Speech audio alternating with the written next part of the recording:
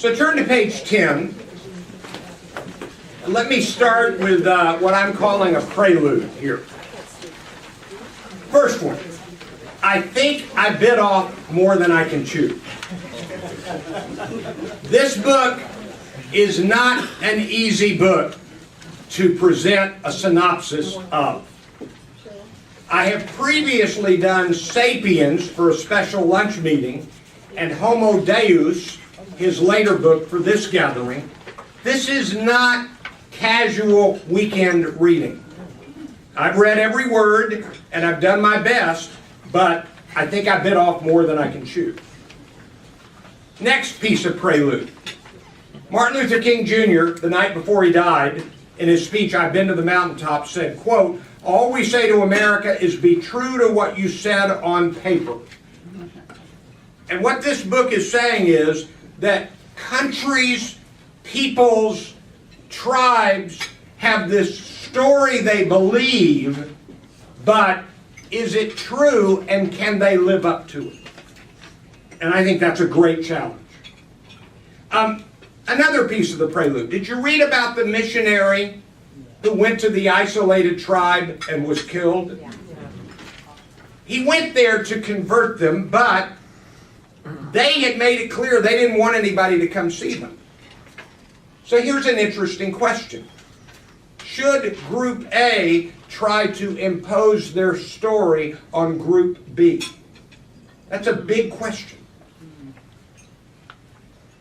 And this is a totally different question. I've got this in my iPad and my phone. There was a wedding the other day. This was on Twitter, and this woman said, "Let me show you a picture of the 5 teenagers who came to the wedding." And they were sitting at a table, and all 5, sitting in wedding attire, nicely dressed, were looking at their phone. They were not talking or interacting. And he says in this book, we are being changed by our devices. And then a reminder from a scene with Marshall McLuhan from the movie Annie Hall. Anybody remember the scene in Annie Hall where Woody Allen is in line and these 2 people behind him are saying, this is what Marshall McLuhan means. No, this is what Marshall McLuhan means. And Woody Allen says, just a minute. And he said to them, he said, you do not understand what Marshall McLuhan meant. And the 2 men, one of them said, I'm a professor. I teach McLuhan. And Woody Allen said, just a minute. And he goes around the corner and pulls out Marshall McLuhan. And he says to the 2 erudite professors, I've been listening to you. You don't understand a thing I've written. I'm not sure I've got this book right. But I'm going to do my best. The book is 21 Lessons for the 21st Century. On the left, my summary of the book. Things are changing. They are profoundly changing. Primarily because of the rise of technology, but not only that. We need to understand the changes. We need to get ready for the changes. We need to adjust to the changes. As things change, we need to change. Circle that. As things change, we need to change. What are the lessons for this era of change in the 21st century? This book offers some key lessons. Run quickly, you've just got a couple of minutes left, to page 2. On the bottom of page 2, bottom left, what is the point? The world really is changing, truly changing. Humans are changing, truly. We are shifting from what we were to what we are and to what we will be. This book helps us confront the issues that arrive because of this era of change.